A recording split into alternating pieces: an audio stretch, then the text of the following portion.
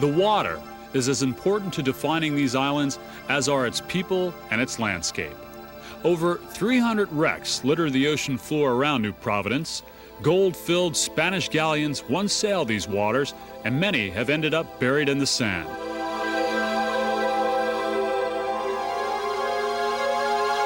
While sunken treasures are still buried here, today most divers are satisfied by finding the area's underwater beauty.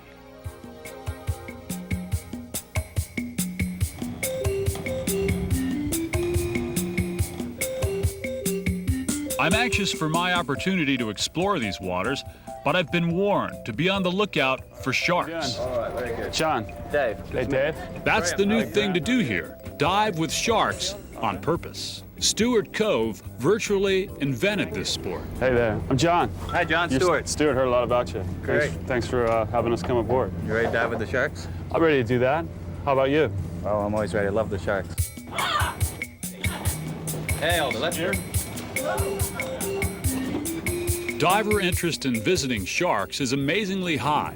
To make sure the sharks are just as interested in seeing the divers, Stuart brings along bribes, chum treats. What we're going to do to learn to feed the sharks, there's a couple of things that's important. We use a feeding spear here because we don't want to associate any hand feeding with the sharks. The sharks learn behaviors very quickly, so we want to have a distance between the human element and the food element.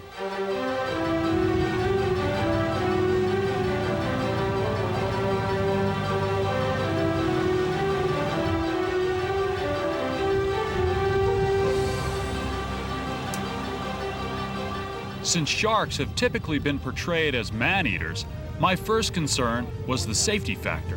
Well, you've been doing it for 10 years. Has there been any incidents where people have been bit or injured in those 10 years? We have had some minor bites on my staff on feeders when we were learning the routine and learning how to interact with the sharks and their environment. We've never had an incident with the guests, and we have taken over 40,000 dives with guests, and without one.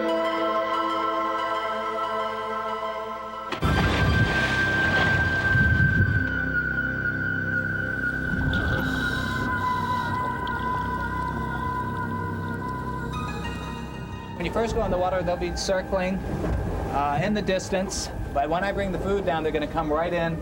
They're going to bang into you possibly. They're definitely going to be hitting the bait box. Don't be frightened. Whatever you do, keep your hands down. Don't be going to reach for a piece of seaweed or something. Keep them down because the shark might mistake a hand for food. It's never happened, but we don't want to take a chance. The dive site is in 35 feet of water with a sandy bottom set near a coral reef. And just as Stuart had predicted, no sooner do we arrive than the first shadows of sharks appear in the distance.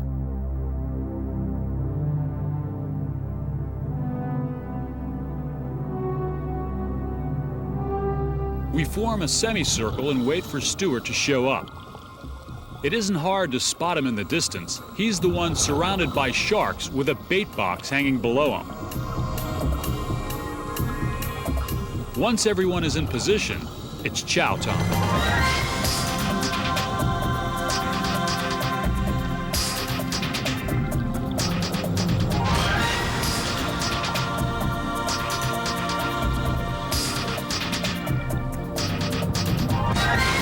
After I get over the fear factor, I start to experience the sheer exhilaration of being inches from these magnificent animals. The larger sharks are the females, and the smaller, more aggressive are the males. The guides have become so familiar with these predators that they've even named them. The pregnant female is Big Bertha. The encounter puts us right in the middle of hungry sharks, but the dangerous job of actually feeding these creatures is the responsibility of Stuart and his trained divers. I paid close attention to Stuart's feeding techniques, and in a rare exception, I'm allowed to give it a try. After our first dive, I head back to the surface for some additional instructions on the finer points of shark feeding. All right, let me just get this strap a little bit tight. Steel mesh gloves offer a little sense of protection. Now, there's an interesting phenomenon we found. The reason we put the sleeves under the wetsuit is that the sharks have a very receptor system, a sensory system called ampullae of Lorenzini underneath their snout. Right. And these actually pick up on magnetic fields and electrical impulses and so forth.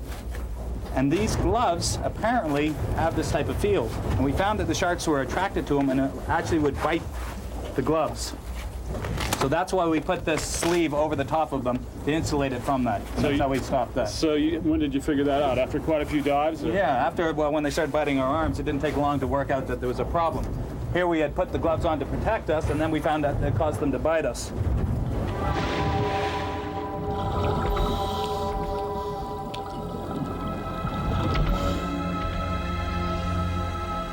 Once again, we're back in position with sharks circling, and it's time for me to serve up the second course.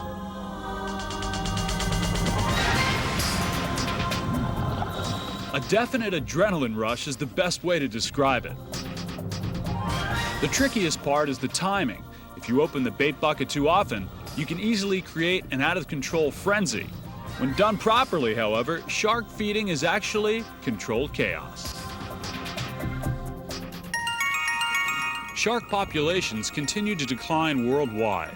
Scientists don't know why, but they say that overfishing may be one reason. Stewart has started the Shark Awareness Program to help educate divers about sharks. With all the negative publicity they receive, most people think sharks are naturally aggressive towards man. Stewart's mission is to dispel that belief. And to prove him right, once the bait is gone, so too are the sharks. How'd you enjoy it? That was fabulous. Unbelievable. Yeah, the color, it was a lot clearer. It was a lot more light down there than I thought there would be. But they had a kind of a mean look on their face. They'd come cruising up, and you could tell they were hungry. You did really well feeding the sharks for the first time. I thought that was really cool. But I was kind of frightened when you were moving the spear towards me, and I thought, oh no, I thought this was going to come in my face. And they're kind of big. I think, did you say Big Bertha? Yeah, I think I got hit in the head by Big Bertha. Something hit me in the head pretty hard. Yeah, man, I got slapped around the chops a couple of times by the fins as they were swimming past my head. And so occasionally I was getting knocked in the face. Yeah. And that was a blast. And that was really good. But I thought my mask was going to come off.